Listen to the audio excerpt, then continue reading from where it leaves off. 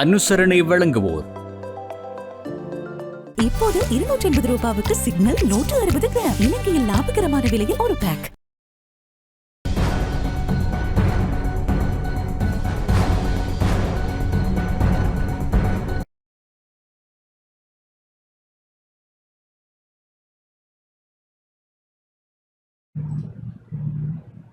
வணக்கம். டான் தமிழொலியின் இரவு நேர பிரதான செய்திகளுடன் புலேந்திரன் சுலக்ஷன். முதலில் தலைப்புச் செய்திகள்.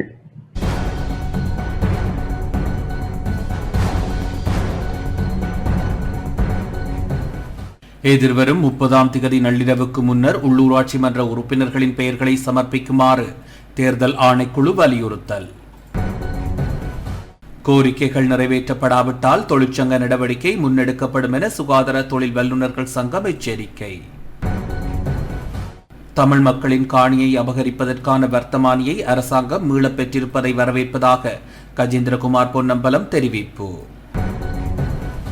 திருகோணமலை கிண்ணியா நகரசபை ஊழியர்கள் மே மாத சம்பளத்தை வழங்கக் கோரி சுகவீன விடுமுறை போராட்டம்.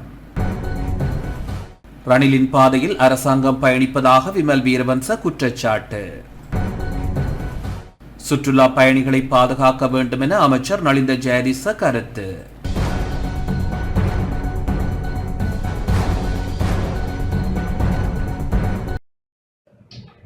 தொடர்வது முதன்மை செய்தி.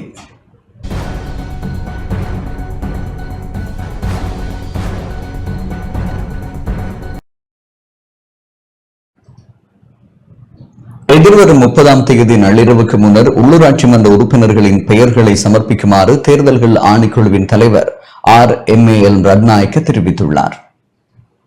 எதிர்வரும் 30ஆம் தேதி நள்ளிரவுக்கு முன்னர் உள்ளூராட்சி மன்றங்களுக்கு தேர்ந்தெடுக்கப்பட்ட மற்றும் பரிந்துரைக்கப்பட்ட அனைத்து உறுப்பினர்களின் பெயர்களையும் சம்பந்தப்பட்ட தேர்தல் தெரிவத்தாட்சி அதிகாரிகளிடம் சமர்ப்பிக்குமாறு சகல அரச கட்சிகள் மற்றும் சுயேட்சை குழுக்களுக்கு வர்த்தமானி ஊடாக அறியப்படுத்தப்பட்டுள்ளதாக தேர்தல்கள் ஆணைக்குழுவின் தலைவர் RMAL ரத்நாயக்க தெரிவித்துள்ளார். ஊடகங்களுக்கு மத்தியில் உரையாற்றும் போதே அவர் இதனை குறிப்பிட்டுள்ளார். ஒரு சில கட்சிகள் மற்றும் சுயேட்சை குழுக்களின் உள்ளூராட்சி மன்ற அங்கத்தவர்களின் விவரங்கள் கிடைக்கப்பெற்றுள்ளன. முழுமையான உள்ளூராட்சி மன்ற அங்கத்தவர்களின் விவரங்களை கட்சிகளினால் மற்றும் சுயேட்சை குழுக்களினால் இன்னும் வழங்கப்படவில்லை. இதன் காரணமாக தேர்தல்கள் ஆணைக்குழுவிற்கு சிக்கல் ஏற்பட்டுள்ளது. இது தொடர்பான விவரங்களை விரைவாக அனுப்பி வைக்குமாறு வர்த்தமானி அறிவித்தலூடாக கோரப்பட்டுள்ளது. 30ஆம் தேதியின் பின்னர் உள்ளூராட்சி மன்ற அங்கத்தவர்கள் விவரங்கள் அடங்கிய வர்த்தமானியை வெளியிடுவோம் என குறிப்பிட்டுள்ளார். ඒ අනුව සියලුම දේශපාලන පක්ෂ සහ ස්වාධීන කණ්ඩායම් අනිවාර්යයෙන්ම මේ මාසේ 30 වෙනිදා මධ්‍යම රාත්‍රියට පෙර තමන්ට පත්කිරීමට නියමිත බව දන්වා තිබෙන ඒ සභිකයන් සහ කාන්තා සභිකයන් පිළිබඳ විස්තර අදාළ තේරීම් භාණ්‍යධාරීන්ට දන්වා යැවිය යුතු වෙනවා. 30 වෙනිදා මධ්‍යම රාත්‍රියෙන් පසුව අප ඒ පිළිබඳ අදාළ ගැසට් නිවේදනය ප්‍රකාශයට පත් කිරීමට අපේක්ෂා කරනවා.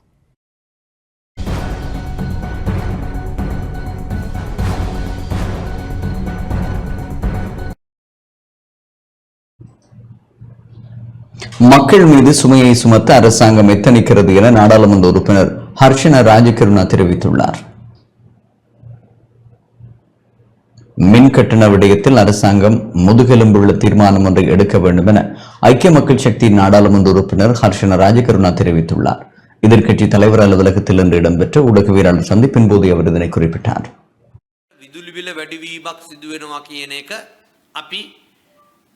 මීට මාස කාලයකට කලින් ප්‍රකාශ කරා. ඒ පිළිබඳව மின்கட்டண அதிகரிப்பு பற்றிய யோசனை முன்வைக்கப்பட்டுள்ளது. மின்கட்டண அதிகரிப்பு ஏற்பட்டால் தொழிற்சாலைகள் உட்பட நிறுவனங்கள் பலவற்றை மூட நேரிடும். அது தொடர்பில் அரசாங்கம் நடவடிக்கை எடுத்ததாக தெரியவில்லை. சூரிய சக்தி மூலம் மின் உற்பத்தியை மேற்கொள்ள எந்த திட்டமும் அரசாங்கத்திடமில்லை. மாறாக மக்கள் மீது சுமையை சுமத்தும் வகையிலான நடவடிக்கைகளை முன்னெடுக்கப்படுகின்றன. ஆகவே இந்த விடயம் தொடர்பில் ஆராய்ந்து முதுகெலும்புள்ள தீர்மானம் ஒன்றை எடுக்குமாறு தெரிவித்துக் கொள்ள விரும்புகின்றோம். முழு அரசு சேவையும் சீர்திருந்துள்ளது. அனைத்து அமைச்சிற்கு முன்பாகவும் போராட்டங்கள் முன்னெடுக்கப்படுகின்றன. அதே போன்று தொழிற்சங்கங்கள் வேலைநிறுத்த போராட்டங்களை முன்னெடுத்துள்ளன.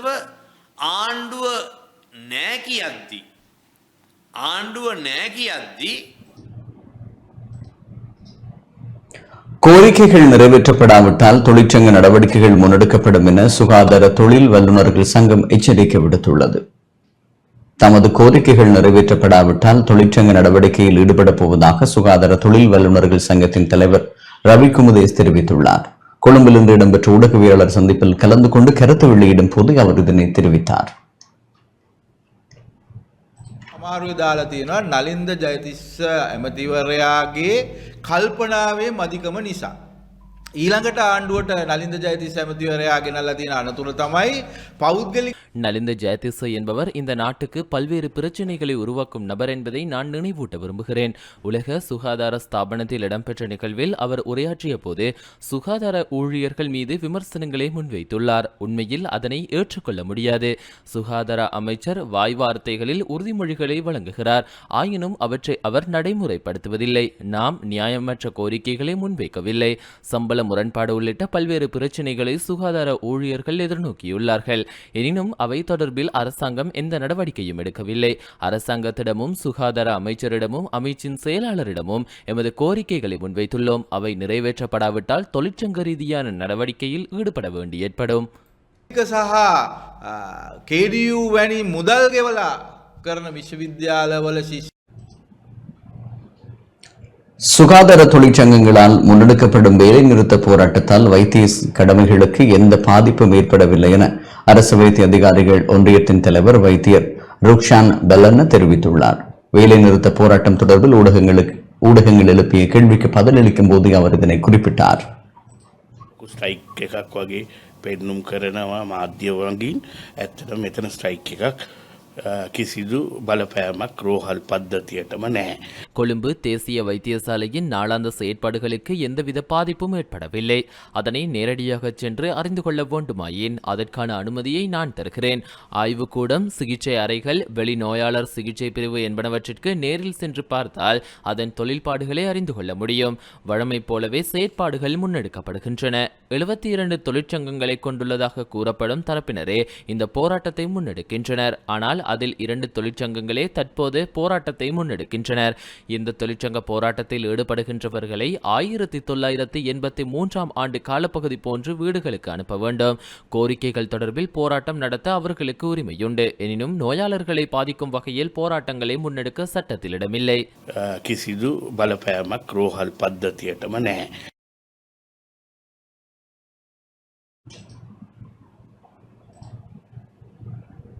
கொழும்பு மாநகர சபையில் அரசாங்கத்துடன் இணைய மாட்டோம் என பெரமுனவின் பொதுச் செயலாளர் சாகர காரியவசம் தெரிவித்துள்ளார். கொழும்பு மாநகர சபையில் தேசிய மக்கள் சக்தி ஆட்சி அமைக்க இடமளிக்கப் போவதில்லை என ஸ்ரீலங்கா பொதுஜன பெரமுனவின் பொதுச் செயலாளர் சாகர காரியவசம் தெரிவித்துள்ளார். ஸ்ரீலங்கா பொதுஜன பெரமுன தலைமையகத்தில் இன்று இடம்பெற்ற ஊடகவியலாளர் சந்திப்பின் போதே அவர் இதனை குறிப்பிட்டார். අපි කොළඹ නගර සභාවේ ප්‍රතිඵලය දිහා බැලුවම අපිට පේනවා தற்போதைய அரசாங்கம் கொழும்பு மாநகர சபையில் ஆட்சி அமைக்க தகுதியானவர்கள் அல்ல என்பதை கொழும்பு வாழ் பெரும்பான்மையான மக்கள் தீர்மானித்துள்ளனர். உள்ளூராட்சி மன்ற தேர்தல் முடிவுகள் அதனையே பிரதிபலிக்கும் வகையில் அமைய பெற்றுள்ளது. ஆகவே கொழும்பு மாநகர சபையில் தேசிய மக்கள் சக்தி அரசாங்கம் ஆட்சி அமைக்க இடமளிக்கப் போவதில்லை. பெரும்பான்மை மக்களின் அணிக்கு அமைய செயற்படுவதற்கே நாம் எதிர்பார்த்துள்ளோம். இந்த அரசாங்கத்திற்கு எதிரான அணிக்கு ஆதரவளிப்பதில் எமக்கு எந்த பிரச்சனையும் இல்லை. ஆனால் கட்சிக்கோ நபர்களுக்கோ உதவப் போவதில்லை. மாறாக மக்களின் ஆணைக்கு அமையவே நாம் செயற்படுகின்றோம். අහවල් පුද්ගලයට උදව් කරනවා කියන කාරණය මත පදනම් වෙලා සිදු කරන්නේ. අපි ඒ දේ කරන්නේ ජනතා මතය සම්බන්ධයෙන් සිට ගැනීමක් හැටියට.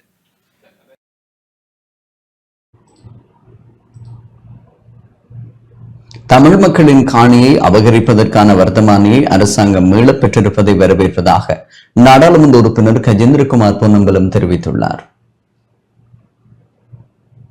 தமிழ் மக்களின் காணி அபகரிப்பதற்கான வர்த்தமானி அரசாங்கம் மீளப் பெற்றிருப்பதை வரவேற்பதாகவும் இதற்கு வெளிநாட்டு தூதுவர்களின் அழுத்தமும் காரணம் எனவும் நாடாளுமன்ற உறுப்பினர் கஜேந்திரகுமார் பொன்னம்பலம் தெரிவித்துள்ளார். இன்று யாழ்ப்பாணம் கொக்குவிலில் உள்ள தமிழ் தேசிய மக்கள் முன்னணி அலுவலகத்தில் இடம்பெற்ற ஊடக சந்திப்பிலேயே இவ்வாறு குறிப்பிட்டார். கடந்த மார்ச் மாதம் 28ஆம் தேதி வெளியிடப்பட்ட வடமாகாணத்திலே 4 மாவட்டங்கள் அதில் இருக்கக்கூடிய காணிகளை அரசு காணியாக அபகரிக்கிறதுக்குரிய வர்த்தமானி இன்றைக்கு அரசாங்கத்தால் வாபஸ் பெற்றிருப்பதாக செய்திகள் ஊடாக உறுதிப்படுத்தப்பட்டிருக்கின்றது. இந்த வடமாகாணத்திலே இருக்கக்கூடிய மக்களுக்கு மோசமான ஒரு பின்னடைவு வரக்கூடிய அந்த ஆபத்திலே இருந்து இந்த வர்த்தமானி வாபஸ் பெற வைத்திருப்பது உண்மையிலே ஒரு பெரும் வெற்றி என்றதைத்தான் நாங்கள் சொல்ல வேண்டும். இந்த விடயம் சம்பந்தமாக தொடர் சந்திப்புகளை நாங்கள் மேற்கொண்டிருந்தோம். அந்த தூதரகங்கள் எங்களுக்கு வாக்குறுதி வழங்கினவை தாங்கள் அரசாங்கத்தோடு இந்த பிரச்சனையை எழுப்பி அதுக்குரிய ஒரு நியாயத்தை பெற்றுக் கொடுப்பதாக எங்களிடம் வாக்குறுதி வழங்கியிருந்தவை. உண்மையிலே அவர்களுடைய அழுத்தங்கள் இந்த விடயம் சம்பந்தமாக பிரயோகிக்கப்பட்டிருக்காவிட்டால் இந்த அரசாங்கம் இந்த வர்த்தமானியை வாபஸ் பெற்றிருக்க மாட்டோம் என்பது எங்களுக்கு நன்றாக தெரியும். கொள்கை அளவிலே நாங்கள் இணக்கப்பாட்டுக்கு வரலாமாக இருந்தால் எங்களுடைய இனப்பிரச்சினை சார்ந்த விடயத்திலேயும் நாங்கள் இந்த ஒற்றையாட்சி முறைமையை முற்றுமுழுதாக நிராகரித்து அதை ஒரு ஆரம்ப புள்ளியாக கூட நாங்கள் பயன்படுத்த முடியாது, அதை கருத முடியாதென்ற ஒரு நிலப்பாட்டை மிகவும் உருக்கமாக கடைபிடித்து நாங்கள் ஒற்றுமையாக தமிழ் பேசும் மக்கள் என்ற வகையில் எங்களுக்கு வடகிழக்கு பிராந்தியத்தில் எங்களுக்கு இடையிலே இருக்கக்கூடிய ஒரு புரிந்துணர்வை ஏற்படுத்தி நாங்கள் ஒரு பொது நிலப்பாட்டை நாங்கள் அரசினமும் சர்வதேசத்தினமும் முன்வைக்கின்ற பொழுது அது தட்டுக்களிக்க முடியாத ஒரு நிலைமையை உருவாக்கும் என்பதையும் நான் நினைக்கிறேன். இந்த முயற்சியினுடைய வெற்றி ஒரு மிகச்சிறந்த ஒரு எடுத்துக்காட்டல். முதலாம் இடத்தை பெற்றிருக்கின்ற தமிழ் தேசியத்தை வலியுறுத்தி இருக்கின்ற கட்சிக்கு தவிசாளர் பதவியை மேயர் பதவியையும் நியமிக்கக்கூடியதாக நாங்கள் ஏற்றுக்கொள்கின்றோம். அதுக்கு எங்களுடைய பூரண ஒத்துழைப்பு இருக்கும். 2ஆம் இடத்தில் இருக்கக்கூடிய தமிழ் தேசியத்தை வலியுறுத்தி வந்திருக்கின்ற கட்சிக்கு உபதவிசாளர் இல்லாட்டி பிரதி மேயர் பதவியை நியமிப்பதற்கு அவர்களுக்கு உரிமை உண்டு என்ற நிலப்பாட்டின் அடிப்படையிலே நாங்கள் அனைத்து சபைகளிலேயும் எங்களுடைய உறுப்பினர்களுக்கு அந்த அடிப்படையிலே செயல்படுவதற்கு நாங்கள் வலியுறுத்தி இருக்கின்றோம். நாங்கள் 2ஆம் இடத்தில் இல்லாத இடத்துல 2ஆம் இடத்துல இருக்கக்கூடிய கட்சிக்கும் அந்த சபையில் எங்களுடைய உறுப்பினருடைய ஆதரவு, பிரதி மேயர் இல்லாட்டி தவிசாளர் பதவிக்கு ஆதரவு இருக்குது.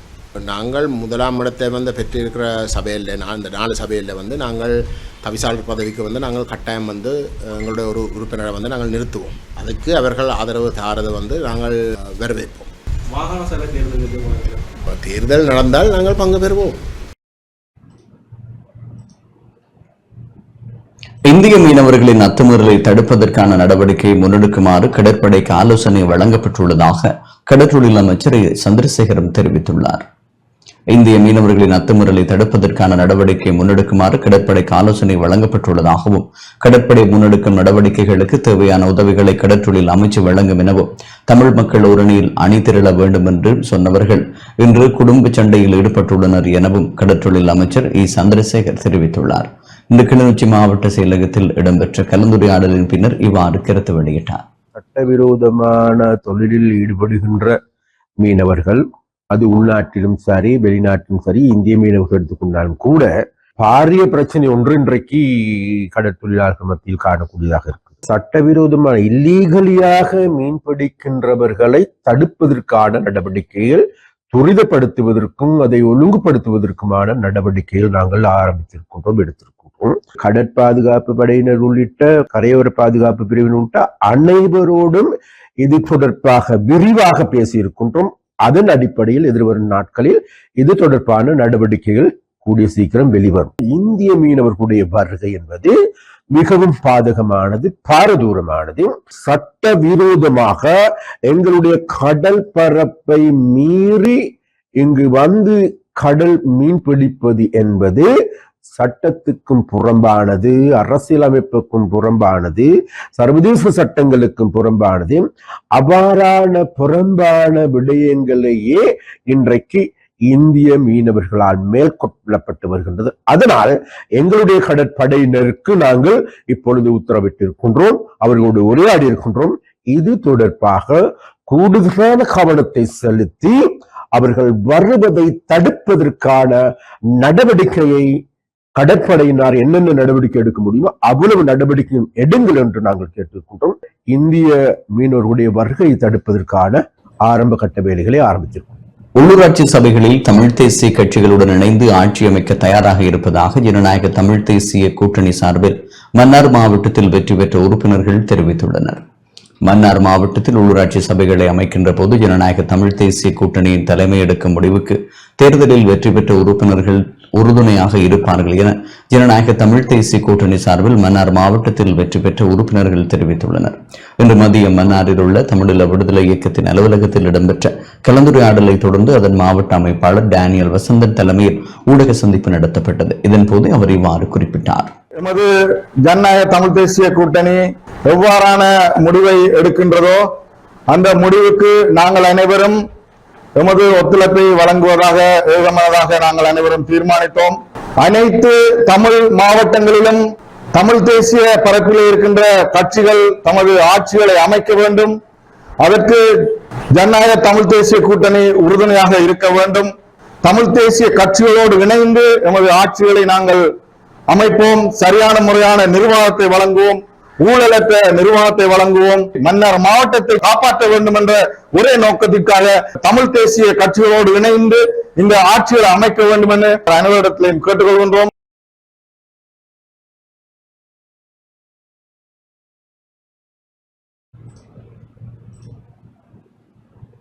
வன்னி மாவட்டத்தில் உள்ள சில உள்ளூராட்சி சபைகளில் தேசிய மக்கள் சக்தி ஆட்சி அமைக்க முடியும் என நாடாளுமன்ற உறுப்பினர் மா ஜெகதீஸ்வரன் தெரிவித்துள்ளார். வவுனியா மாநகர சபை உள்ளிட்ட வன்னி மாவட்டத்தில் உள்ள சில உள்ளூராட்சி சபைகளில் தேசிய மக்கள் சக்தி ஆட்சி அமைப்பதற்கான சாதக நிலைமை இருப்பதாக சுயேட்சை குழு உறுப்பினர்களுடன் பேச்சுவார்த்தை நடத்துவதாகவும் தேசிய மக்கள் சக்தி நாடாளுமன்ற உறுப்பினர் மா ஜெகதீஸ்வரன் தெரிவித்துள்ளார். இன்று வவுனியாவில் இடம்பெற்ற ஊடக சந்திப்பில் இவ்வாறு குறிப்பிட்டார். தேசிய மக்கள் சக்தி வன்னி முழுவதுமான அனைத்து தேர்தல் தொகுதிகளிலும் கிட்டத்தட்ட 57 ஆசனங்களை உள்ளூராட்சி மன்ற தேர்தலினூடாக பெற்றிருக்கின்றது.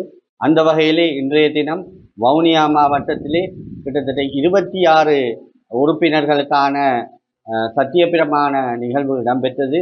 அந்த வகையிலே வவுனியா மாவட்டத்திலே அதிகூடிய எண்ணிக்கையான உறுப்பினர்களை கொண்ட கட்சியாக தேசிய மக்கள் சக்தி விளங்குகின்றது. அதே போல மன்னார் மாவட்டத்திலேயும் அதிகூடிய ஆசனங்களை தேசிய மக்கள் சக்தி பெற்றிருக்கின்றது, 19 ஆசனங்கள். அதே போல முல்லைத்தீவு மாவட்டத்திலும் 12 ஆசனங்களை பெற்றிருக்கின்றது. அந்த வகையிலே நாம் ஏனைய கட்சிகளுடனும் அதே போல சுயாதீனமாக போட்டியிட்டு வெற்றி பெற்ற உறுப்பினர்களுடனும் நாங்கள் பேச்சுவார்த்தை நடத்தி இருக்கின்றோம். அதே போல தனிப்பட்ட ரீதியாக ஒவ்வொரு உறுப்பினர்களுடனும் ஆட்சி அமைப்பது சம்பந்தமாக கலந்துரையாடி கொண்டிருக்கின்றோம். அந்த வகையிலே வவுனியா தெற்கு சிங்கள பிரதேச சபை, வவுனியா மாநகர சபை, அதே போல வவுனியா தெற்கு தமிழ் பிரதேச சபையில் ஆட்சி அமைக்கக்கூடிய சாதகமான நிலைமைகள் காணப்படுகின்றன. அதே போல் மன்னார் மாவட்டத்திலே முசலி பிரதேச சபையிலும் மன்னார் நானாட்டான் பிரதேச சபையிலும் ஆட்சி அமைப்பதற்குரிய நடவடிக்கைகளை நாங்கள் மேற்கொண்டிருக்கின்றோம். அந்த வகையிலே நாங்கள் திறந்த மனதுடன் அனைவருக்கும் அழைப்பு விடுக்கின்றோம். எங்களுடைய கொள்கைகள், எங்களுடைய சிந்தனைகள் கட்சியினுடைய விழுமியங்களுக்கு ஏற்ற வகையிலே எங்களோடு ஆட்சி அமைப்பதற்கு ஒத்துழைப்பு நல்குவார்களாக இருந்தால் நிச்சயமாக அவர்களுக்கு ஒத்துழைப்பு வழங்குவதற்கு நாங்கள் காத்திருக்கின்றோம். தேசிய மக்கள் சக்தியா அரசாங்கமானது மேற்படி உள்ளூராட்சி மன்றங்களின் ஊடாக பல்வேறுபட்ட செயற்திட்டங்களை நடைமுறைப்படுத்துவதற்கு காத்திருக்கின்றது. நாங்கள் அனைவரும் ஒன்றிணைந்து இந்த சமுதாயத்தை மீட்டெடுக்கக்கூடிய ஒரு வகையிலான ஒரு நேர்மையான உண்மையான எந்தவித வேறுபாடும் இல்லாத ஒரு ஆட்சியை, ஒரு அரசாங்கத்தை அமைத்து நடப்போம் என்றும் மக்களுக்கான கட்சி, மக்களுக்கான சேவைக்கான உருவாக்கப்பட்ட அந்த கட்சியின் கொள்கை அடிப்படையிலே எங்களுடைய சேவைகள் இடம்பெறும் என்பதனையும் கூறிக்கொள்கின்றேன். ஐக்கிய மக்கள் சக்தியின் மட்டக்களப்பு மாவட்ட முக்கியஸ்தர்கள் இருவர் கட்சி பதவிகளில் இருந்து விலகுவதாக அறிவித்துள்ளனர். ஐக்கிய மக்கள் சக்திக்கு உள்ளூராட்சி மன்றங்களில் தேர்தலில் கிடைக்கப்பெற்ற போனஸ் ஆசன பங்கீடு தொடர்பான முரண்பாடுகளால் அக்கட்சியின் மட்டக்களப்பு மாவட்ட உப அமைப்பாளர் மற்றும் மாவட்ட மகளிர் அணி செயலாளர் ரவீந்திரன் கண்ணகி ஆகியோர் கட்சி பதவிகளில் இருந்து ராஜினாமா செய்வதாக அறிவித்துள்ளனர். தமது பதவி விலகல் தொடர்பில் இன்று ஊடகங்களுக்கு இவ்வாறு கருத்து வெளியிட்டனர். இந்த உள்ளூராட்சி சபையில் நடந்த தேர்தலில் எங்களுக்கு 2 ஆசனங்கள் கிடைக்கப்பெற்றது. அந்த 2 ஆசனங்களிலும் 2 நபர்களை தெரிவு செய்து எமது கட்சியிலிருந்து பெயர் பட்டியல் கொடுக்கப்பட்டுள்ளது. இந்த தெரிவு பிழையான தெரிவு என்ற காரணத்தினால் நான் எமக்கு வாக்களித்த மக்களுக்கு சரியான ஒரு பாதையை கொண்டு செல்ல வேண்டும் என்ற நோக்கத்தினால் நான் கட்சியிலிருந்து விலத்துவதாக முடிவெடுத்தேன். அவர்கள் சொல்வது போல அவர்கள் எடுத்த முடிவை மறுபரிசீலனை செய்வதற்கு கூடி அவர்கள் தயாரில்லை என்பதுதான் எமக்கு புலன்படுகின்றது. அவர்கள் எடுத்திருக்கிற முடிவை மாற்ற முடியாது. நீங்கள் இதை உங்களுக்கு விரும்பினா ஏற்றுக்கொண்டு இருங்கள், இல்லாட்டி நாங்கள் அதை பற்றி விமர்சிக்க வேண்டிய அவசியம் இல்லை என்ற அடிப்படையில் தான் அவர்கள் அதை உற்று நோக்கியுள்ளார்கள் என்பது எனக்கு புலப்படுகின்றது. திருகோணமலை கிண்ணியா நகரசபை ஊழியர்கள் மே மாத சம்பளத்தை வழங்க கோரி சுகவீன விடுமுறை போராட்டத்தில் ஈடுபட்டுள்ளனர். திருகோணமலை கிண்ணியா நகரசபை ஊழியர்கள் தங்களுடைய மே மாத சம்பளத்தை உடனடியாக வழங்க கோரி இன்று சுகவீன விடுமுறை போராட்டத்தில் ஈடுபட்டனர். அரசாங்க சுற்றறிக்கைக்கு இணங்க மே மாதம் 23ஆம் தேதி சம்பளம் வழங்கப்பட வேண்டிய நாளாகும். ஆனால் இன்றைய தினம் வரை சம்பளம் வழங்கப்படவில்லை என இவர்கள் விசனம் தெரிவிக்கின்றனர். ஏப்ரல் மாதம் 10ஆம் தேதி இறுதியாக தமக்கு சம்பளம் கிடைக்கப்பெற்றதெனவும் 45 நாட்கள் கடந்துள்ள போதிலும் உரிய தினத்தில் சம்பளம் வழங்கப்படாமை ஏமாற்றம் அளிப்பதாக ஊழியர்கள் குறிப்பிடுகின்றனர். நகரசபை ஊழியர்கள் 80% சம்பளத்தை தான் திரைசேரி ஒதுக்கி இருந்தது என்றும் மீதி 20% உள்ளூராட்சி மன்றங்கள் செலுத்த வேண்டும் எனவும் அறிவிக்கப்பட்டிருக்கின்ற நிலையில் போதுமான வருமானம் கிண்ணியா நகரசபைக்கு இல்லாததன் காரணமாக சம்பளம் கொடுப்பதில் காலதாமதம் ஏற்பட்டிருப்பதாக நகரசபை வட்டாரங்கள் தெரிவிக்கின்றன. அலுவலக ஊழியர்கள் கடமைக்கு செல்லாததன் காரணமாக நகரசபை அலுவலகம் வெறிச்சோடி காணப்பட்டதோடு சேவையை நாடி வந்த பொதுமக்கள் ஏமாற்றத்துடன் திரும்பிச் சென்றதையும் அவதானிக்கக்கூடியதாக இருந்தது. வீதிகளில் கழிவுகள் நிறைந்து கிடப்பதையும் காணக்கூடியதாக உள்ளது.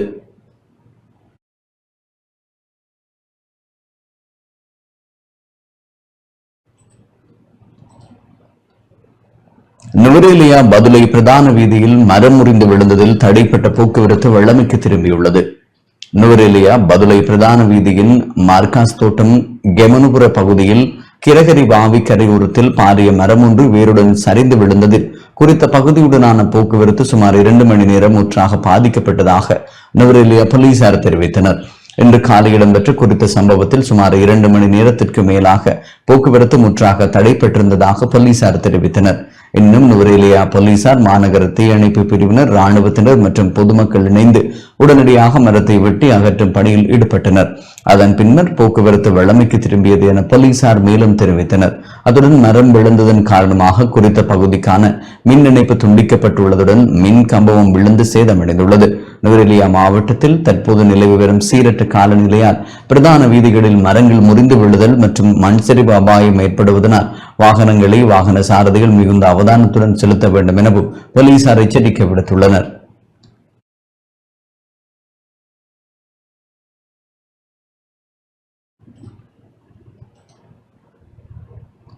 ரணிலின் பாதையில் பயணிக்கும் அரசாங்கம் பயணிப்பதாக தேசிய சுதந்திர முன்னணியின் தலைவர் பிமல் வீரவன்ச தெரிவித்துள்ளார்.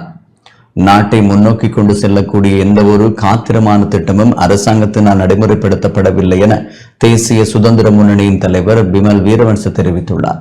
தேசிய சுதந்திர முன்னணியின் சார்பில் உள்ளூராட்சி சபைகளுக்கு தெரிவான உறுப்பினர்களுக்கான கூட்டம் கொழும்பில் இன்று இடம்பெற்றது. இந்நிகழ்வில் கலந்து கொண்டு உரையாற்றும் போது அவர் இதனை குறிப்பிட்டார். ஜனாதிபதி அனுருகுமார திசாநாயக்க தலைமையிலான அரசாங்கம் ரணில் விக்ரமசிங்கவின் பாதையிலேயே பயணிக்கிறது. நாட்டின் பொருளாதாரத்தை மேம்படுத்துவதற்கான திட்டமிடல்கள் அரசாங்கத்திடம் கிடையாது. ஏராளமான தொழிற்சாலைகள் மூடப்படுகின்றன. குறிப்பாக ஆடைத்துறை பெரும் பாதிப்பை எதிர்நோக்கியுள்ளது. இதனால் பெரும் எண்ணிக்கையிலான இளைஞர் யுவதிகள் தொழில் வாய்ப்பு இழந்துள்ளனர். தேசிய மக்கள் சக்தியுடன் கைகோர்த்திருந்த தொழிற்சங்க பிரதிநிதிகள் இன்று அவர்களுக்கு எதிராக குரல் எழுப்ப ஆரம்பித்துள்ளனர். தொழிலாளர்களின் உரிமைகளை மதிக்காமையே இதற்கு காரணமாகும். ஊழலை ஒழிப்போம் என்ற கோஷத்துடன் ஆட்சிக்கு வந்த ஆளும் தரப்பினர் பல்வேறு மோசடிகளில் ஈடுபட்டு வருகின்றனர். சுங்க திணைக்களத்தில் இருந்து 329 கொள்கலன்கள் பரிசோதனையின்றி வெளியேற்றப்பட்டுள்ளன. அரசியல் அழுத்தத்தின் காரணமாகவே இது நிகழ்ந்துள்ளது என குறிப்பிட்டார். විසල් මනසක් තියෙන මිනිහෙක් විදියට මන්ත්‍රීවරයෙක් විදියට ක්‍රියා කළොත් විතරයි ඔබ මේ ලැබිච්ච අවස්ථාව ඉතාම ඵලදායීව නිවැරදිව යොදා ගන්න කෙනෙක් බවට පත් වුණා වෙන්නේ.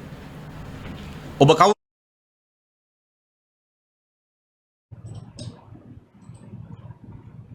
சுற்றுலா பயணிகளை பாதுகாக்க வேண்டும் என அமைச்சர் நலிந்த ஜெயதிச தெரிவித்துள்ளார். சுற்றுலாத்துறைக்கு பாதிப்பு ஏற்படும் வகையில் செயற்படுவோர் குறித்து விசாரணைகள் முன்னெடுக்கப்பட்டுள்ளதாக அமைச்சரவை பேச்சாளரும் அமைச்சருமான நலிந்த ஜெயதிச தெரிவித்துள்ளார். அமைச்சரவை தீர்மானங்களை அறிவிக்கும் வாராந்த ஊடகவியலாளர் மாநாடு அரச தகவல் திணைக்களத்தில் இன்று இடம்பெற்ற போது ஊடகவியலாளர் உறுப்பிய கேள்விக்கு பதிலளிக்கும் போது இவ்வாறு குறிப்பிட்டார். මේක සංචාරක ව්‍යාපාරයේ කඩාකප්පල් කිරීමේ අරමුණින් සැලසුම් සහගතව තැන් තැන්වල පුද්ගලයන් හෝ කණ්ඩායම් හෝ යම් සංවිධාන හැටියට දියත් වෙන දෙයක්ද කියන එක සම්බන්ධයෙන් பொலிஸ் விமர்சனம் ஆரம்ப வேளா திபெනවා. எமது நாட்டுக்கு வருகை தரும் சுற்றுலா பயணிகளை நாம் பாதுகாக்க வேண்டும். அது எமது அரசாங்கத்தின் பொறுப்பாகும். அவ்வாறு பாதுகாக்கப்படும் பட்சத்திலேயே போட்டியான உலகத்தில் எமக்கான வாய்ப்புகளை உருவாக்கிக் கொள்ள முடியும். இந்நிலையில் சுற்றுலாத்துறைக்கு பாதிப்பை ஏற்படுத்தும் வகையில் பல்வேறு சம்பவங்கள் இடம்பெறுகின்றன. பல மாதங்களுக்கு முன்னர் நடந்து நீதிமன்ற விசாரணையில் உள்ள விடயங்கள் கூட தற்போது சமூக வலைதளங்களில் பதிவேற்றப்படுகின்றன. இவ்வாறான சம்பவங்களை நாம் வெவ்வேறாக பார்க்கவில்லை. எமது சுற்றுலாத்துறைக்கு பாதிப்பை ஏற்படுத்தும் வகையில் திட்டமிட்டு செயற்படுத்தப்படுகிறதா என்பதை ஆராய்கிறோம். இந்த விடயம் தொடர்பில் போலீஸ் திணைக்களம் விசாரணைகளை முன்னெடுத்துள்ளது. පුද්ගලයන් හෝ කණ්ඩායම් හෝ යම් සංවිධාන හැටියට දියත් වෙන දෙයක්ද කියන එක සම්බන්ධයෙන් පොලිස් විමර්ශන ආරම්භ වෙලා තිබෙනවා. கணக்காய்வாளர் நாயகம் பதவிக்கு நிலவும் வெற்றிடம் தொடர்பான பிரச்சினைக்கு விரைவில் தீர்வு காணப்படும் என அமைச்சர் நலிந்த ஜேதிச தெரிவித்துள்ளார். ගණකාධිකාරී ශේෂ්ත්‍රයේ සුසුකම් සහිත සමාජිකයෙක් ඒ ශේෂ්ත්‍රයේ අත්දැකීම් තියෙන කෙනෙක් கணக்காய்வாளர் நாயகம் பதவிக்கு துறையில் உள்ள நிபுணத்துவமும் அனுபவமும் வாய்ந்த ஒருவரின் பெயரை ஜனாதிபதி அனுரகுமார திசாநாயக்க பரிந்துரை செய்திருந்தார். எனினும் அதனை அரசியலமைப்பு பேரவை நிராகரித்துள்ளது. கணக்காய்வாளர் நாயகம் பதவிக்கு அந்த திணைக்களத்திலிருந்தே ஒருவர் தெரிவு செய்யப்பட வேண்டும் என்ற நியதி கிடையாது. பொருத்தமான ஒருவரையே அரசாங்கம் பரிந்துரைத்திருந்தது. அரசியலமைப்பு பேரவை என்பது அரசியல் சார்பற்றது என கூற முடியாதல்லவா? எவ்வாறெனினும் இந்த பதவி வெற்றிடம் தொடர்பிலான பிரச்சினைக்கு விரைவில் தீர்வு காணப்படும். නමුත් ජනාධිපතිවරයා ඒ සම්බන්ධයෙන් ෂේප් අධ්‍යාපන සූසුකම් ඒ වගේම ව්‍යවහාරික සූසුකම් ශේෂ්ත්‍රීය සූසුකම් සියලු සූසුකම් සහිත කෙනෙක් ඉදිරිපත් කළා තිබුණා. அரசாங்கம் பிரச்சனைகளை மேடைகளில் மாத்திரம் பேசுவதில் பயனில்லை, அவற்றிற்கான தீர்வுகளை முன்வைக்க வேண்டும் என இலங்கை ஆசிரியர் சங்கத்தின் பொதுச் செயலாளர் ஜோசப் ஸ்டாலின் தெரிவித்துள்ளார். ஆசிரியர் பற்றாக்குறை நிவர்த்தி செய்வதற்கு அரசாங்கத்தினால் எந்த ஒரு நடவடிக்கை முன்னெடுக்கப்படவில்லை என இலங்கை ஆசிரியர் சங்கத்தின் பொதுச் செயலாளர் ஜோசப் ஸ்டாலின் தெரிவித்துள்ளார். கொழும்பு இன்று இடம்பெற்ற ஊடகவியலாளர் சந்திப்பின் போது அவர் இதனை குறிப்பிட்டார்.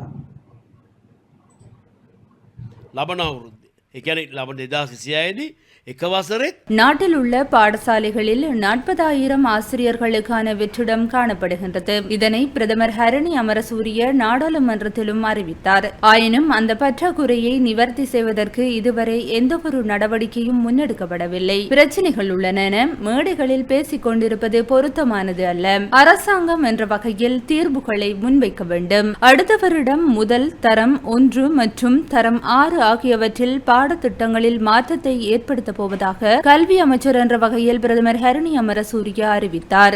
எனினும் அவ்வாறான ஏற்பாடுகள் பற்றி ஆசிரியர்களிடம் கலந்துரையாடப்படவில்லை. உண்மையில் அதிபர் ஆசிரியர்களின் சம்பள பிரச்சினை தீர்க்கப்படாமல் இருக்கின்றது. தொழிற்சங்க ரீதியாக பல்வேறு முரண்பாடுகளை தீர்க்க வேண்டியுள்ளது. ஆயினும் பொறுப்புள்ள அரசாங்கம் என்ற வகையில் திட்டங்கள் எதுவும் நடைமுறைப்படுத்தப்படவில்லை. විභාග ක්‍රමේ වෙනස් වෙන්න ඕනේ. විභාග බර අඩු වෙන්න ඕනේ. එතකොට අධ්‍යාපනයේ පරිවර්තනය වෙන්න ඕනේ. දැන් මේවා කිව්වට වැඩ. இலங்கையில் அரசு மொழிக் கொள்கையை நடைமுறைப்படுத்துதல் தொடர்பாக கனடா அரசாங்கம் விசேட கவனம் செலுத்தியுள்ளது.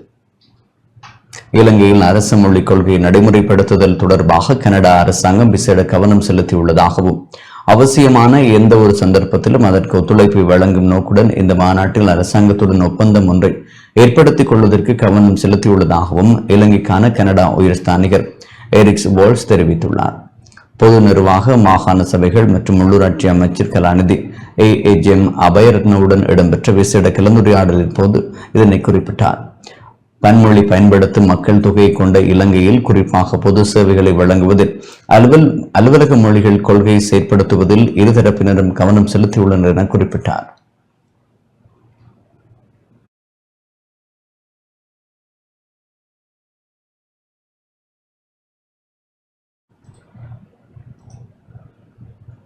யாழ்ப்பாணத்தில் புதிதாக அமைக்கப்பட்ட நெடுந்தூர பேருந்து நிலையம் தொடர்பில் நாடாளுமன்ற உறுப்பினர் சிவஞானம் ஸ்ரீதரனிடம் மகஜர் கையளிக்கப்பட்டுள்ளது. நெடுந்தூர சேவைகளுக்கான யாழ்ப்பாணத்தில் புதிதாக அமைக்கப்பட்ட பேருந்து நிலையம் தொடர்பில் இலங்கை தமிழரசு கட்சி நாடாளுமன்ற உறுப்பினர் சிவஞானம் ஸ்ரீதரனிடம் மகஜர் கையளிக்கப்பட்டுள்ளது. இன்று யாழ்ப்பாணம் ஆரிகுளம் பகுதியில் உள்ள வரையறுக்கப்பட்ட யாழ்ப்பாணம் மாவட்ட தூர சேவை பேருந்து உரிமையாளர்களின் கம்பெனி அலுவலகத்தில் இடம்பெற்ற கலந்துரையாடலை தொடர்ந்து வடக்கு மாகாண தனியார் பேருந்து உரிமையாளர்களும் அவர்களை பிரதிபலிக்கும் சங்கங்களும் குறித்த மகஜரை வழங்கியுள்ளனர். யாழ்ப்பாணம் மாவட்டத்தில் நீண்ட நாட்களாக தீர்க்கப்படாமல் இருக்கும் தனியார் மற்றும் இலங்கை போக்குவரத்து சபையினரின் நெடுந்தூர போக்குவரத்து சேவை தொடர்பிலான பிரச்சினைக்கு விரைவில் தீர்வு பெற்றுத் தருமாறு குறித்த மகஜரில் கோரப்பட்டுள்ளது. உலகம் முழுக்க தனியார் அரச பேருந்துகள் மிக ஒழுங்கமைக்கப்பட்ட முறையில் தெளிவாக அவர்கள் தங்களுடைய பேருந்து பயணங்களை செய்கிறார்கள். கொழும்பிலையும் கூட நான் நினைக்கிறேன் இந்த அளவுக்கு பிரச்சனைகள் எதுவும் இல்லை. அவர்கள் மிக தெளிவாக ஒற்றுமையோட தங்களுடைய பணிகளை செய்து கொள்கிறார்கள். இன்னும் இந்த வடக்கு மாகாணத்தில் குறிப்பாக யாழ்ப்பாணத்தில் இதுக்கான ஒரு நிர்வாக நடைமுறை தெளிவுபடுத்தப்படவில்லை என்பது மிகப்பெரிய குறை. சம்பந்தப்பட்ட அதிகாரிகளுடன் கதைச்சு வடக்கு மாகாண போக்குவரத்து அதிகார சபையுடன் நாங்கள் இதை கையாண்டு இதற்கு உடனடியாக தீர்வு காண வேண்டும். இந்த பிரச்சனையை நாங்கள் கையில் எடுத்து முடிந்தவரை முயற்சிக்கணும். இலங்கையில் உள்ள அனைத்து மாவட்டங்களில் நடைமுறையில் உள்ளது போல் யாழ் மாவட்டத்திலும் தூர சேவைகளுக்காக அமைக்கப்பட்ட புதிய தரிப்பிடத்தில் இருந்து இலங்கை போக்குவரத்து சபை பேருந்துகளும் தனியார் பேருந்துகளும் இணைந்த நேர அட்டவணையுடன் சேவையில் ஈடுபட்டு பொதுமக்களுக்கு சௌகரியமான, அதாவது விபத்துக்கள் அற்ற, பயணிக்கும் நோயாளிகள், பல அழுத்தங்கள் இல்லாது மாணவர்கள், உத்தியோகத்தர்கள் குறித்த நேரத்திற்கு பயணிப்பது போன்ற இலகுவான சேவைகளை ஆற்ற முடியும். எமது கோரிக்கையை வருடக்கணக்கில் அரசு நடைமுறைப்படுத்த முன்வராதது ஏன்? இன்றைய அரசு உடன் நடவடிக்கை எடுத்து எமது கோரிக்கைகளை ஆராய்ந்து செயல்பட வேண்டும்.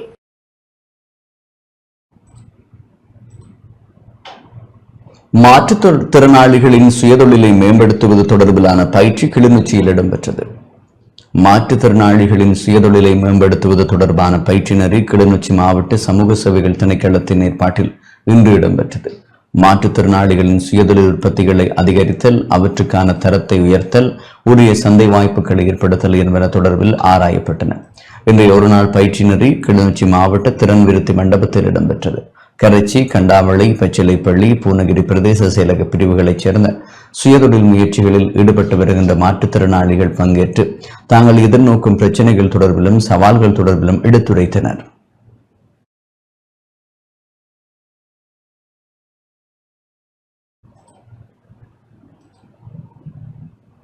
மன்னார் பெரிய பண்டிவிரிச்சான் பகுதியில் நேற்று காணாமல் போன முதியவர் இன்று சடலமாக மீட்கப்பட்டுள்ளார்.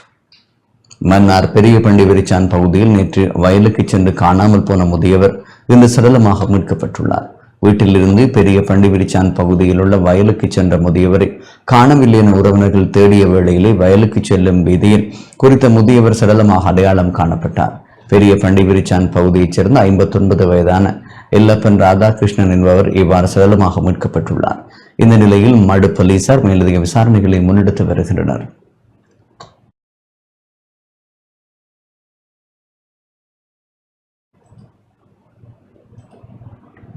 மட்டக்களப்பு வாகரை பனிச்சங்கேணியில் இடம்பெற்ற விபத்தில் 2 இளைஞர்கள் உயிரிழந்துள்ளனர். மட்டக்களப்பு வாகரை பனிச்சங்கேணி பாலத்தில் அருகில் காணப்படும் வீதியோர பாதுகாப்பு கல்லில் மோட்டார் சைக்கிள் மோதி விபத்துக்குள்ளானதில் 2 இளைஞர்கள் உயிரிழந்துள்ளனர். ஓட்டமாவடி பதுரையா நகரைச் சேர்ந்த முகமது அசாம் மற்றும் முகமது சஜித் என அடையாளம் காணப்பட்டுள்ளனர்.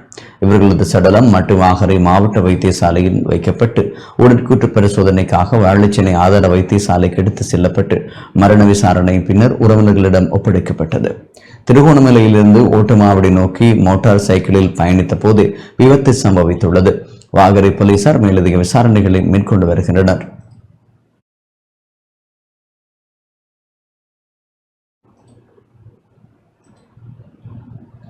திருகோணமலை மூதூரில் பல்வேறு துறைகளைச் சார்ந்த 60 பெண் ஆளுமைகள் கௌரவிக்கப்பட்டனர். திருகோணமலை பெண் ஆளுமை செயற்பாட்டாளர்கள் கௌரவிக்கும் நிகழ்வு மூதூர் கிளிவட்டி மகாவித்தியாலயத்தில் இன்று மாலை நடைபெற்றது. மூதூர் சுழலும் சக்கர நற்பணி மன்றம், மூதூர் ஸ்ரீ நாராயணபுரம் மாதர் சங்கங்களின் தலைவி மகேந்திரன் சுகிரத பிரியா தலைமையில் நிகழ்வுகள் இடம்பெற்றது. திருகோணமலை மாவட்டத்தின் பல்வேறு துறைகளைச் சார்ந்த 60 பெண் ஆளுமைகள் கௌரவிக்கப்பட்டனர். நிகழ்வில் முதன்மை அதிதிகளாக இங்கிலாந்து ஹராநகர முன்னாள் நகரபிதாவும் ஹரோ நகர தற்போதைய நகர சபை உறுப்பினருமான பாபா சுரேஷ் கிருஷ்ணா கலந்து சிறப்பித்தார். கிழக்கு மாகாண சமூக சேவைகள் திணைக்களத்தின் தொழிற்பயிற்சி நிலைய பொறுப்பதிகாரி ஜீவிதன் சுகந்தினி உள்ளிட்ட பலரும் நிகழ்வில் கலந்து சிறப்பித்தமை குறிப்பிடத்தக்கது.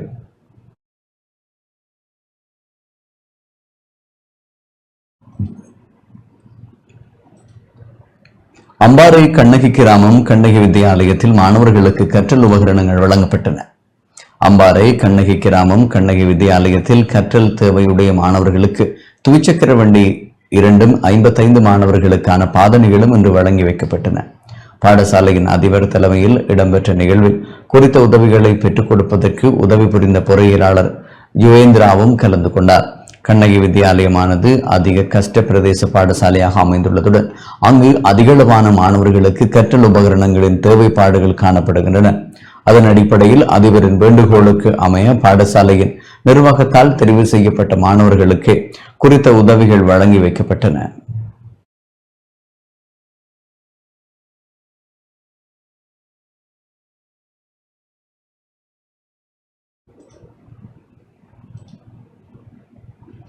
நாட்டை பொருளாதார ரீதியாக கட்டியெழுப்பக்கூடிய சிறந்த நிபுணத்துவம் வாய்ந்த குழு ஐக்கிய மக்கள் சக்தியிலேயே இருப்பதாக நாடாளுமன்ற உறுப்பினர் சமிந்த விஜயசிறி தெரிவித்துள்ளார். அடுத்து வரும் ஜனாதிபதி தேர்தலில் போட்டியிடுவதற்கு ஐக்கிய மக்கள் சக்தியிலிருந்து தலைமைத்துவம் உருவாக வேண்டும் என நாடாளுமன்ற உறுப்பினர் சமிந்த விஜயசிறி தெரிவித்துள்ளார். கொழும்பில் இன்று இடம்பெற்ற ஊடகவியலாளர் சந்திப்பின் போது அவர் இதனை குறிப்பிட்டார்.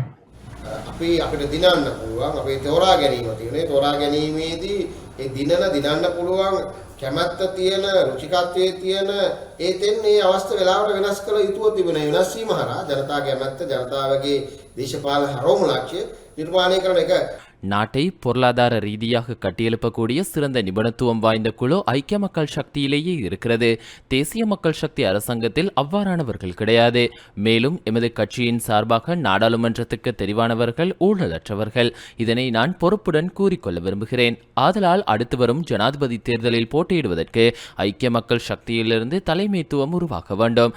ஐக்கிய மக்கள் சக்தியின் பண்டாரவளை அமைப்பாளர் பதவியிலிருந்து விலகியமை தொடர்பில் பலரும் பல்வேறு கேள்விகளை முன்வைக்கிறார்கள். உண்மையில் கடந்த தேர்தல்களில் எனது தொகுதியில் வெற்றி பெற முடியவில்லை. ஆதலால் அதனை கருத்தில் கொண்டு பதவி விலக வேண்டும் என தீர்மானித்தேன். இது கட்சியில் உள்ள ஏனையோருக்கும் முன்னுதாரணமாகும். බණ්ඩාරවලට බදුලට සීමා නොවේ සමස්ත පක්ෂයටම මේ වැඩ පිළිවෙල අනාගත දේශපාලන ජයග්‍රහණය වෙනුවෙන් මම හිතන්නේ විශාල වටිනාකමක්.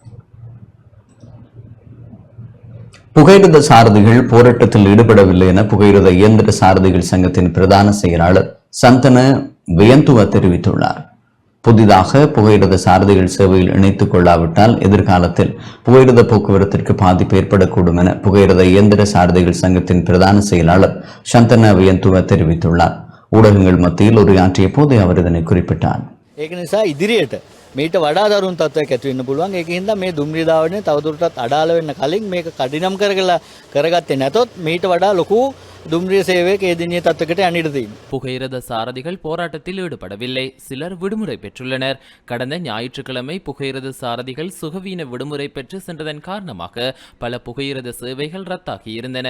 உரிய வகையில் புகையிரத சேவையினை முன்னெடுக்க வேண்டுமானால் 458 புகையிரத சாரதிகள் சேவைக்கு அமர்த்தப்பட வேண்டும். அவர்களில் 220 பேர் மாத்திரமே சேவைக்கு அமர்த்தப்படுகின்றனர். எனவே புகையிரத சாரதி ஒருவர் நாளாந்தம் 2 புகையிரத சேவையை முன்னெடுக்க வேண்டிய நிலை ஏற்பட்டுள்ளது. இறுதியாக 2017 ஆண்டளவிலேயே புகையிரத சாரதிகள் சேவைக்காக இணைத்துக் கொள்ளப்பட்டனர். அதற்கு பிறகு இதுவரை புகையிரத சாரதிகளுக்கான ஆட்சேர்ப்பு இடம்பெறவில்லை. இந்த நிலை தொடரும் பட்சத்தில் எதிர்காலத்தில் புகையிரத போக்குவரத்திற்கு கடும் பாதிப்பு ஏற்படும். உடன் ஆட்சேர்ப்பு மேற்கொண்டாலும் அவர்களை பணிகளில் ஈடுபடுத்த 3 வருடங்கள் எடுக்கும். මේට වඩා ලොකු දුම්රිය சேவைக்கு எதிர்நிலை தத்துக்கிட்ட அணிடுதீங்க. 4 மாவட்டங்களுக்கு மண் சரிவு எச்சரிக்கை விடுக்கப்பட்டுள்ளது. நாட்டில் நிலவும் மழையுடனான காலநிலை காரணமாக 4 மாவட்டங்களுக்கு மண் சரிவு எச்சரிக்கை விடுக்கப்பட்டுள்ளது. தேசிய கட்டிட ஆராய்ச்சி நிறுவனத்தினால் இன்று வெளியிடப்பட்டுள்ள அறிக்கையின் பிரகாரம் நாளை காலை 10 மணி வரை எச்சரிக்கை நீடிக்கப்பட்டுள்ளதாக தெரிவிக்கப்பட்டுள்ளது. அதன் பிரகாரம் காலி, களுத்துறை, கண்டி, கேகாலை ஆகிய மாவட்டங்களுக்கே மண் சரிவு எச்சரிக்கை விடுக்கப்பட்டுள்ளது. காலி மாவட்டத்தின் எல்பிட்டி பிரதேச செயலக பிரிவு, களுத்துறை மாவட்டத்தின் பாலியனுவர பிரதேச செயலக பிரிவுக்கும் எச்சரிக்கை விடுக்கப்பட்டுள்ளது. மேலும் கேகாலை மாவட்டத்தின் பிளத்கொடிப்பிடிய, ருவன்வெல்ல, எட்டியாம் தோட்ட, அரநாயக்க ஆகிய பகுதிகளுக்கும் மண் சரிவு எச்சரிக்கை விடுக்கப்பட்டுள்ளது. இப்பகுதிகளில் வசிக்கும் மக்கள் அவதானமாக இருக்குமாறும் தேசிய கட்டிட ஆராய்ச்சி நிறுவனம் கோரிக்கை விடுத்துள்ளது.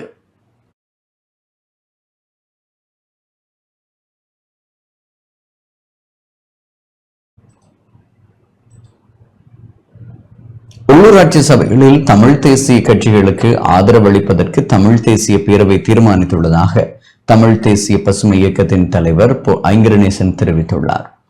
உள்ளூராட்சி சபைகளில் தமிழ் தேசிய கட்சிகளுக்கு ஆதரவளிப்பதற்கு தமிழ் தேசிய பேரவையின் பங்காளி கட்சிகள் கூடி ஏகமனதாக தீர்மானம் மேற்கொண்டுள்ளதாக தமிழ் தேசிய பசுமை இயக்கத்தின் தலைவர் போ ஐங்கரநேசன் தெரிவித்துள்ளார். இன்று யாழ்ப்பாணத்தில் ஊடக சந்திப்பை நடத்திய வேளையில் இவ்வாறு குறிப்பிட்டார். இந்த உள்ளூராட்சி மன்றங்களில் எந்த கட்சி கூடுதலான ஆசனங்களை பெற்றிருக்கின்றதோ அந்த கட்சிக்கு தமிழ் தேசிய பேரவை தனது ஆதரவை வழங்கி ஆட்சி அமைப்பதற்கு ஒத்துழைப்பை வழங்கும்.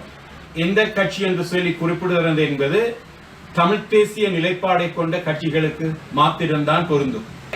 கூடுதலான ஆசனங்களை பெற்றிருக்கக்கூடிய கட்சிக்கு தமிழ் தேசிய பேரவை தன்னுடைய ஆதரவை வழங்கும்.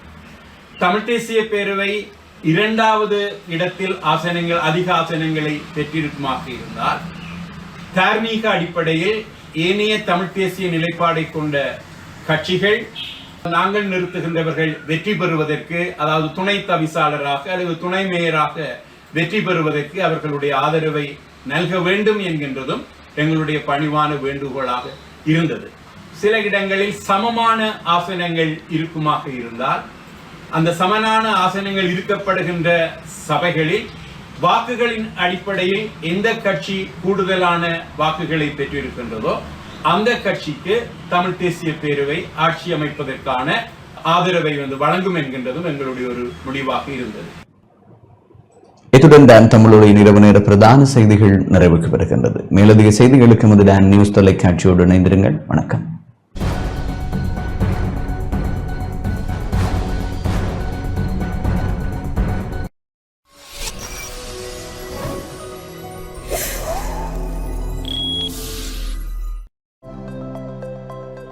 அனுசரணை வழங்கியோர். இப்போது 280 ரூபாவுக்கு சிக்னல் 160 கிராம். இலங்கையில் லாபகரமான விலையில் ஒரு பேக்.